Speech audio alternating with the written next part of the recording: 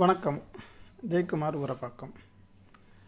ஐயா, மரணத்தின் மீது உள்ள பயம், அதனால் சந்தோஷமாக இருக்காதீங்க, துக்கமாக இருங்க, உங்களை பற்றி சிந்திங்க அல்லது துக்கப்படாதீங்க அப்படின்லாம் சொல்ல வராங்க இல்லையா? மரணம் என்பது இயற்கை என்பதை புரிதல் இல்லை. அதனால் மரணத்தின் மீது ஒரு பயம்.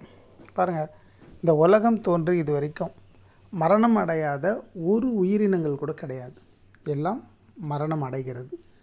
அதனால தான் நம் முன்னோர்கள் பிரசவம்னு பேர் வச்சுருக்காங்க. பிறப்பு ப்ளஸ் சவம். பிறக்கும்போதே நாம் ஒரு நாள் இறந்து விடுவோம் என்ற எண்ணம் இருந்ததினால், அது அனுபவத்தினால் வந்ததில் பேர் எப்படி வச்சுருக்காங்க? பிறப்பு ப்ளஸ் சவம், அதான் பிரசவம். அதனால் அந்த இயற்கையை மாற்ற முயற்சி எடுத்த நிறைய பேர் பலவிதமான காயக்கல்பன்ற பேர்லேயும், பயிற்சின்ற முறையிலையும், மூச்சு பயிற்சின்ற முறையிலையும், என்னென்ன ஒரு விதத்துலேயும், சில பேர் உணவுனால், சில பேர் ஒழுக்கன்ற பேரில், தன்னடக்கன்ற பேரில், தவம்ன்ற பேரில், யோகம்ன்ற பேரில் என்னென்னவோ கலைகளை பயின்றிருக்காங்க. ஆனால் ஒருத்தருமே இன்றைக்கி சாட்சி பூர்வமாக உயிரோடு இல்லை. ஒருத்தர் மரணம் அடைஞ்சு நான் உயிரோடு வந்தேன்னு சொல்கிறாரு. இன்னொருத்தர் நான் மரணமே அடையில ஒளியாயிட்டேங்கிறாரு. இன்னொருத்தர் புஷ்பக விமானத்தில் வானத்துக்கு எடுத்துக்கொள்ளப்பட்டார்லாம் சொல்லப்படுது. ஆனால் காட்சி ரூபமாக இப்போ இல்லையே. இருந்திருந்தால் அவங்கள கேட்டு நம்மளும் அந்த பயிற்சியை கற்றுட்ருக்கலாம். அப்போ காட்சி ரூபமாக இல்லாத பட்சத்தில் அந்த ப்ராசஸ் ஃபெயிலியர், சக்ஸஸ் அப்படின்னு நான் சொல்ல வரல. அந்த காட்சி ரூபமாக அவங்க இல்லாததுனால அதை நம்ப தகுந்த விஷயம் இல்லை. யதார்த்த வாழ்க்கையை நம்ப பழகுங்க. மரணம் என்பது முடிவுரை அல்ல, அது ஒரு பரிணாம மாற்றம். பாருங்கள், ஒரு மனுஷனால் இந்த உலகம் தோன்றியது அப்படின்னு மெஞ்ஞானமும் சொல்லுது. விஞ்ஞானம் அணுபாங்கிற உயிரிலேருந்து பல உயிர்கள் பரிணாமம் அடைஞ்சு மனுஷன் வந்தாங்கிறது.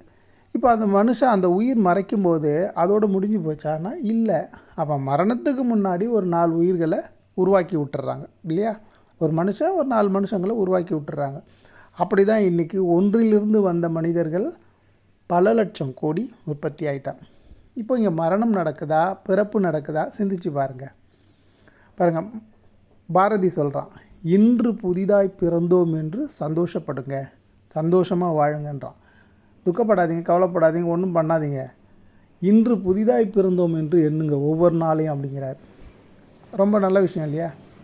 பாருங்கள், நம்ம நிறைய பேர் என்றைக்கோ ஒரு நாள் மரணம் வரப்போகுது, அதனால் இன்றைக்கே பயிற்சி எடுத்துக்கலாம் அப்படின்னு ரொம்ப வருஷமாக நம்ம அது மாதிரி பண்ணிகிட்டு இருக்காங்க இல்லையா? ராமகிருஷ்ண பரமஹம்சர் சொல்லுகிறார், நாளும் நீ சாகின்றாயே அழாததேன். விளங்குதுங்களா? நாம் தினம் தினம் சாகிறோம், தினம் தினம் பிறக்கிறோம். விளங்குதுங்களா? இப்போது குழந்தையாக பிறந்தோம் இல்லையா, வளர்ந்துக்கிட்டே வரும், முதிர் வயதாகி இறக்குறோம் இல்லையா? அப்போ குழந்தையாக பிறந்த உடம்பு, வாலிபனாக இருந்த உடம்பு, முதிர் வயதான உடம்புலாம் எங்கே எப்படி உற்பத்தி ஆச்சு, பழைய உடம்புலாம் எப்படி அழிஞ்சுதுன்னு கேட்குறாரு. அப்போ தினம் தினம் நம்ம உடம்புக்குள்ளே கோடிக்கணக்கான செல்கள் புதிதாக உற்பத்தி ஆகுது. பழைய செல்கள் கோடிக்கணக்கில் இறந்து வெளியேறுது, மலத்தினாலும் மூத்திரத்தினாலும் வேர்வையினாலும்.